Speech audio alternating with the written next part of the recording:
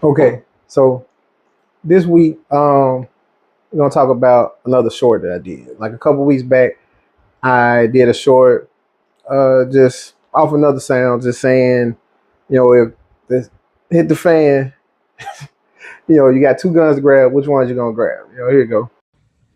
You wake up tomorrow, all hell broke loose, shit hit the fan, and you can only grab two guns. What's your combo? This So, yeah, that video got a lot of. I said, well, the short got a lot of comments. Of folks, just making a selection and everything. And I think one comment said, they call it winner winner for a reason, and I did. So in that short, you see, we're just gonna run through them.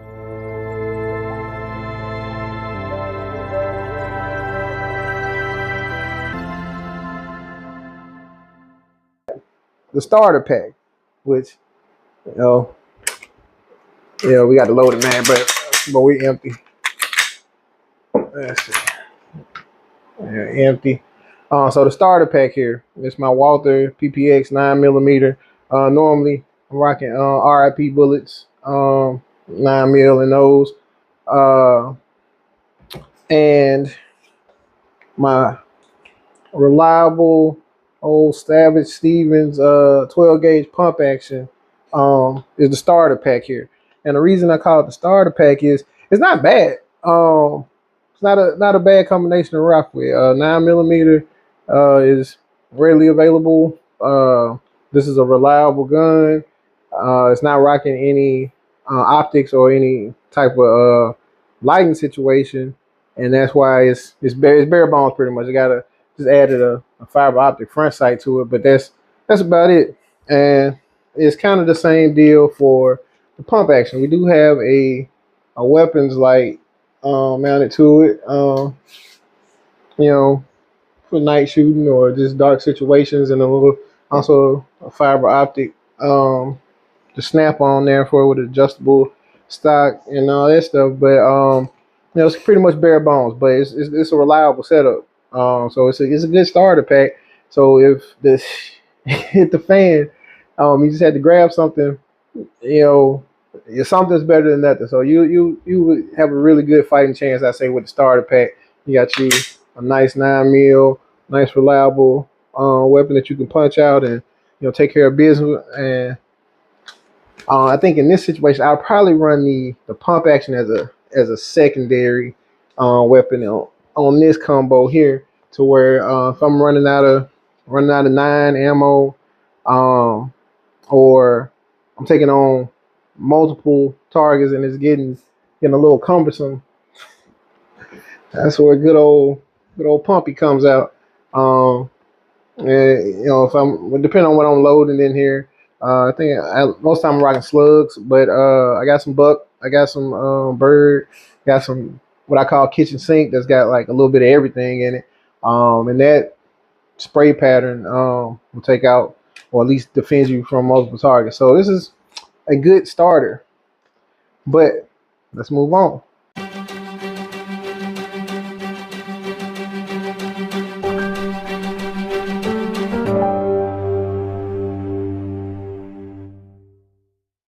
All right, so next up is the heavy hitter.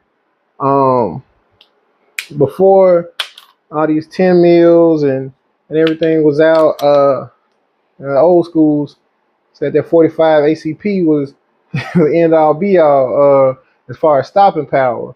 So that's why I'm calling this the heavy hitter here, because we got a 1911. This is a 1911. It's single stack, 45 caliber on that 1911 platform here. But yeah, look at that, man. That just the barrel alone just lets you know, like, there's some stopping power. That's that 45, and then to tag along with it, we got the AKP. Um, so yeah, I only got to say that about it. AK rounds, yeah, it's going through a lot. It's a lot of power behind it. Um, yeah, it's a heavy hitter. It's a heavy hitter. And then mine, I got the optic to it, the weapon light. Then I got the drum. for this. So that's another upgrade from the starter pack is that you got a mag fed system here where you can go drum, and if the hitting the fan, I'm getting the drum. I'm sorry. I'm gonna grab a drum, and I'm gonna have some extra mags in my go bag, and that's how we're gonna rock. And as far as pistols, I'm going with the extended mag. This is a Wilson Combat extended mag, but the downside to rocking the heavy hitter setup is 45 ACP is a large round, so you're limited on mag capacity. This is the extended mag, and it's 10 rounds. Also, it is more expensive, so in a scavenging situation, you're less likely to find 45 calibers just laying around where you can restock up on ammo or anything like that. So those are the downsides of rocking the heavy hitting stopping power. Also with the AK, especially now, AK ammo is a little harder to find. So again, on that stock up situation or restocking situation, where you're trying to find ammo laying around, it's not going to be readily available.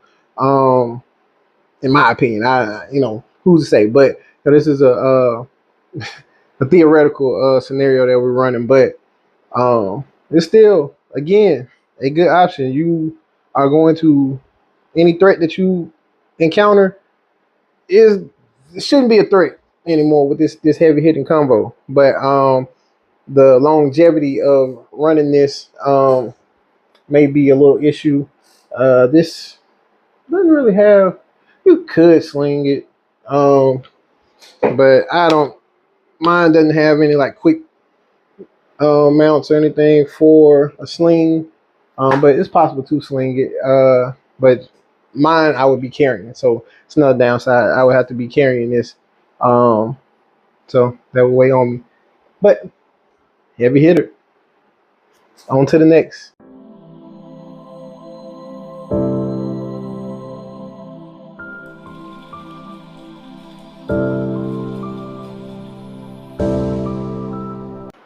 Okay, so next up is overkill.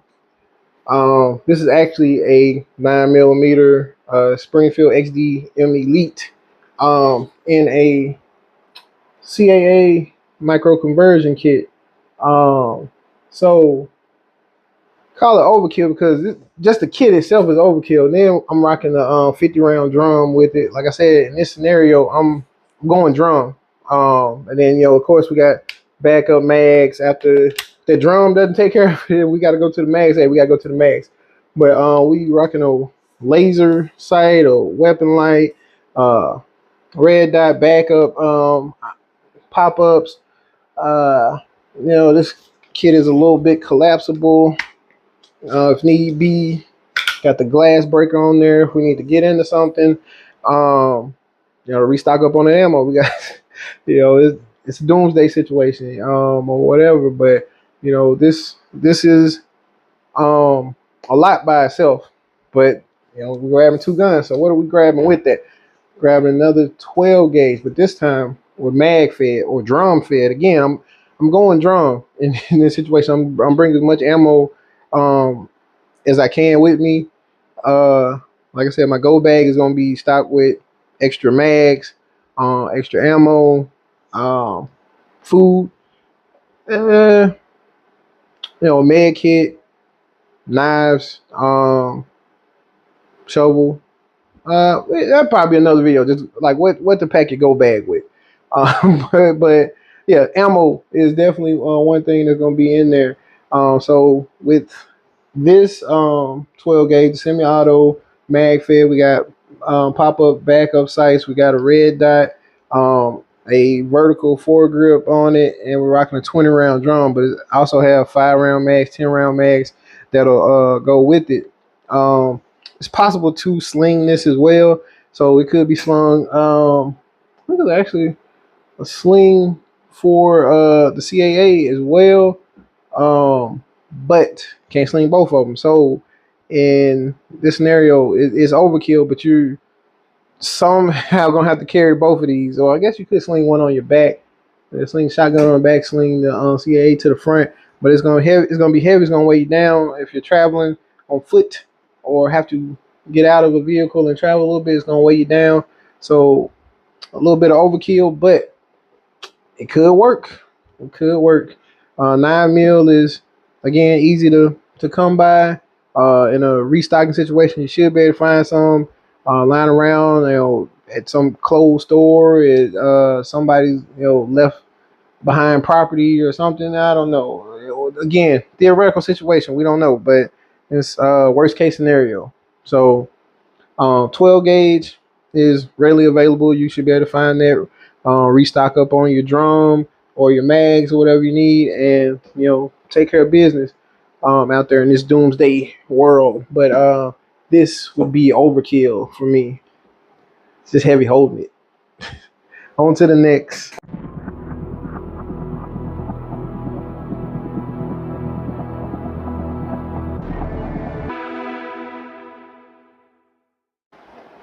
So next up, we got the what I call the light gunner. So rocking again a 9 mil. This is a PSA dagger. House on red dot. Streamlight weapon light. We got flare mag well. A Timney trigger that just added. A fluted threaded barrel. I'll pick up a suppressor. Add that to this. Um, yeah, it's a good combo just by itself. If you just need to some walking around ammo, walking around gun, this would be good. I call it a light gunner because we got a gunner to come with it. This is again another mag fed 12 gauge. It's the G-Force G17. Kind of scarish. I call it my Scar 12. It's light. It's actually with the drum too. It's still fairly light. Of course, the pistol is not gonna weigh you down. And I got holsters, so I'll be able to walk with this. Should be able to sling this. Yep, yeah, quick connect and all that. So yeah, I could sling this and holster this and have my hands free to do what I need to do. It's got pop-up sights on it. I hadn't added a red dot or anything to it, but the pop-up sights should, be reliable and sturdy in this situation. Then again, with mag fed 12 gauge, so 12 gauge ammo should be able to find. Fill this drum up, fill up the extra mags, and just have some shells laying in the go bag. Just to if we got to tack load, combat load, whatever we got to do. Got an angled little foregrip here to help with grip.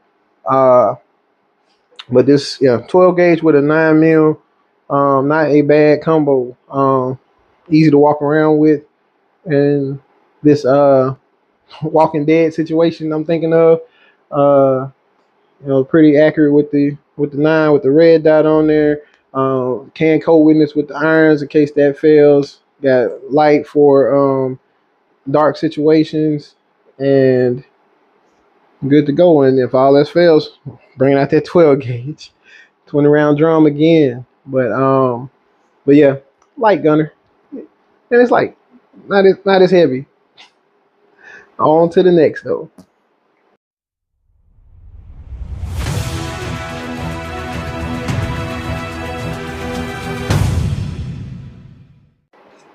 Okay, so if you don't know, I am the king of 5.7s. I own out of my ranking, the top five. I own three of the top five 5.7 pistols and carbines. So, and I've shot all of them. I've shot all of the top 5.7s. There are a few out there that I know about that I haven't shot, and I don't plan on shooting it. but that's ran off on a little tangent. But next up is the 5.7 King. This is my Rock 5.7 Palmetto State Armory. Rocking the Hollow Sun red dot, the extended 30 round mag. Again, you guessed it, rocking those blue tip FN 5.7s. We got what is this, fluted? Yeah, we got a fluted golden threaded barrel. Can add a suppressor if needed. And to pair that with, because I'm a king of 5.7s, to pair that with the Panzer Arms, um, I call it the AR 5.7. But yeah, again, rocking those blue tip FNs and their 50 round mag here, with the brass catcher, um, empty mag down there. In a doomsday situation, if I'm reloading rounds, this would be a good option for me, because then I can go out, take care of what I need to take care of, bring my shells back, reload up. So maybe I'm not scavenging for ammo in this situation. Maybe not. Maybe I am, and that's the downside. Is that 5.7 ammo is not readily available. The plus side is you can hold a lot in a small capacity. I would say, like this mag holds 30. What handgun do you know that has a 30 round mag that only has an extension about that far out? None. The rest of them you see is ridiculous. So this is easy to maneuver with, easy to holster, as it is with the 30 round mag. With a 50 round, any rifle that you have that has 50 rounds is gonna have to be in a drum or a really long mag that's gonna be kind of fumbling around with. This is easy to move with, easy to maneuver with. Get on it. Oh yeah, my Hollow Sun red dot got the pop-ups, backups for that, weapon light system here. So we got dark situations covered. We got keeping our brass covered. Again, could be suppressed with this. The Hollow Suns rocking the solar tip, so we can, if we need be, get a little bit of charging from the sun to let the battery last longer in this. So not bad, not bad. In the 5.7 accuracy and penetration, is gonna be a factor out there at distance. And you run anything that's wearing body armor or is naturally armored, like let's say bears, armadillos. You're gonna need for a bear. You're gonna need, what is this? In my hand, I'm holding 80 rounds right now. It's 80, 30, and 50 respectively. So I got a lot of rounds in a very easy, very light, very to maneuver package here. If I needed to dual wield, I could, and it not be a problem. This is not weighing me down at all. It's a good setup. But like I said, as far as practicality, stopping power, it will penetrate, but the stopping power, you're gonna need more rounds, and the rounds aren't readily available. So again, in a scavenge situation, you're not gonna find a lot of just 5.7 rounds just laying around where you can restock up and continue on. So you probably end up just having to leave these nice 5.7s just laying around and pick up something else that's just more readily available. But 5.7 King, baby. On to the next.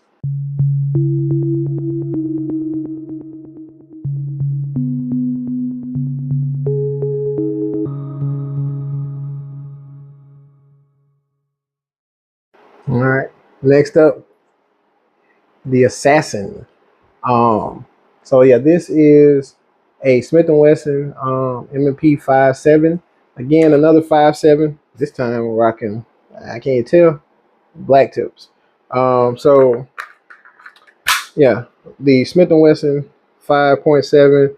Got a Crimson Trace red dot on it. Another Streamlight weapon light. So we had, and then also, we can co-witness with the irons if we need to.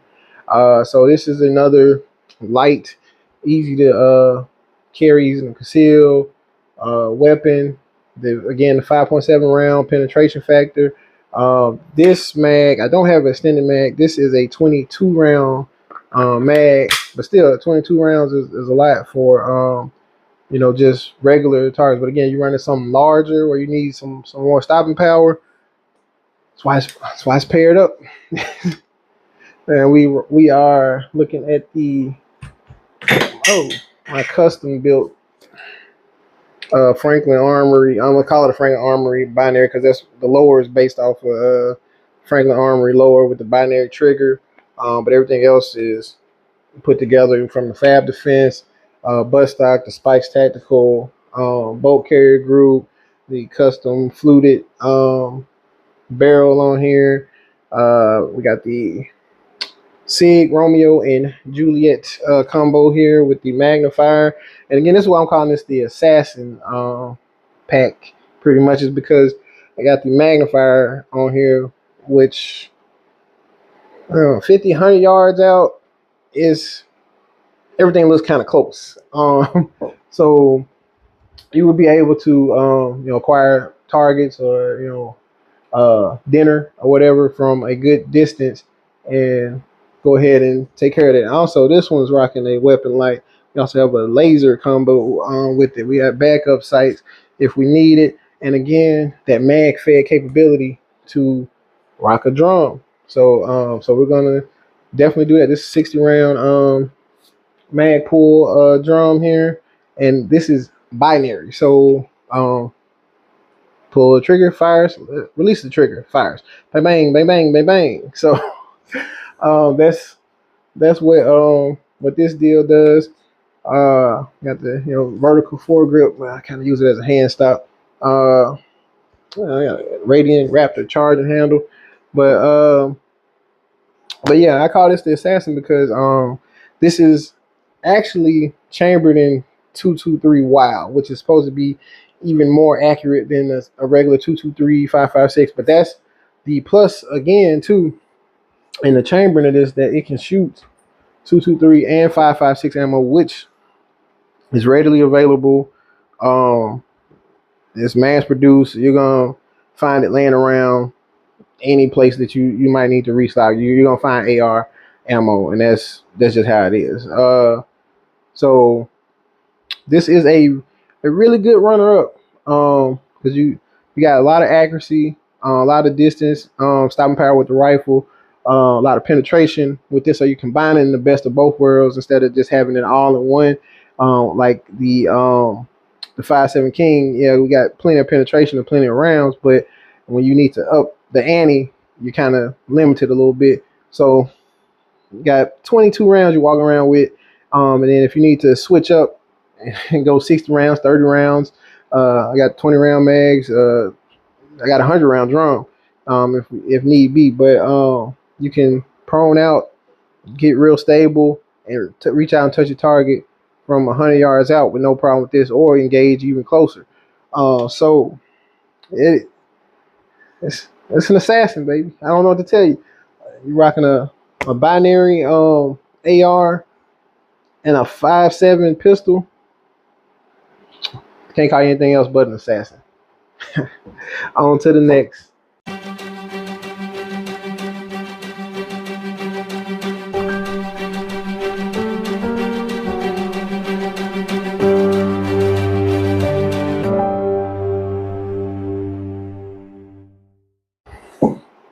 All right, so the final leg of this here is winner, and that's why it's the last one, because it's the winner. It is the TTI Canic TTI Combat 9mm, rocking the 20 round extended mags here. Just a good look with the mechanic red dot. Got another string light weapon light on there. Able to co-witness with the fiber optic front sight as well on this. This again is another reliable handgun. It's 9mm, easy to find ammo. If you got to restock, easy to come by. It's got a ported comp, threaded barrel. This thing is super accurate, super flat shooting. Every time I go to the range, even if I'm not planning on shooting, I end up shooting because it's just fun to shoot. It's a really good gun. So that's what you want, something reliable, something that you are familiar with, something that you like, something that you can easily find ammo for. Again, just like the 223 5.56. So that's why they are paired together. That's why this is the winner combination. It's got pretty much everything you would need. It's stopping power. We got mad capacity. We got readily availability. We got accuracy. We got just carrying factor. Because I do actually have a sling for this, so I'm able to just do a neck sling on it. If I needed to, I could do a full body sling. But yeah, we got the weapon light system on there. Got a scope that I can reach out, and this scope actually has the crosshairs. It has illuminated crosshairs, but the crosshairs are still there without them being illuminated. So if I run out of battery, I still have a good sight picture through my scope, as well as having backup fiber optic at the top. So just I don't know. This is what I'm picking, man. This is the winner. I can't picture going without this setup here. I would go toe to toe with any of the other setups that I'm running, because I still, even running the assassin with 22 rounds on it, I got 20 here, and same pretty much footprint where I could conceal it, I could carry it in the holster. I got dark situations covered on both. If I need to, it's an easy switch to go from pistol to rifle.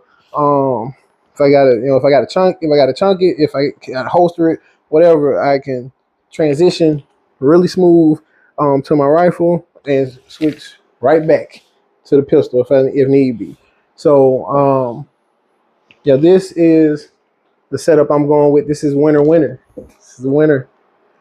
Got a nice I don't think I ever said what. Got my American Tactical import AR here. Nice little ergonomic grip. Got the B5 buttstock here. Some nice hand guards here. Nice little muzzle cover. It could be suppressed if needed. Rocking a 60 round drum here, but again, in those situations, I'm going drum. There's actually steel core ammo in here, so that's another penetrating factor to consider. The different type of ammo that you can run across with the 5.56 or the 223 that would be able to be fed through this. So just the reliability too of the gun. So I just thank everybody for tuning in. Thanks everybody for coming on the short. Giving me the opportunity to go a little deeper in this video. And we can't leave without doing some shooting.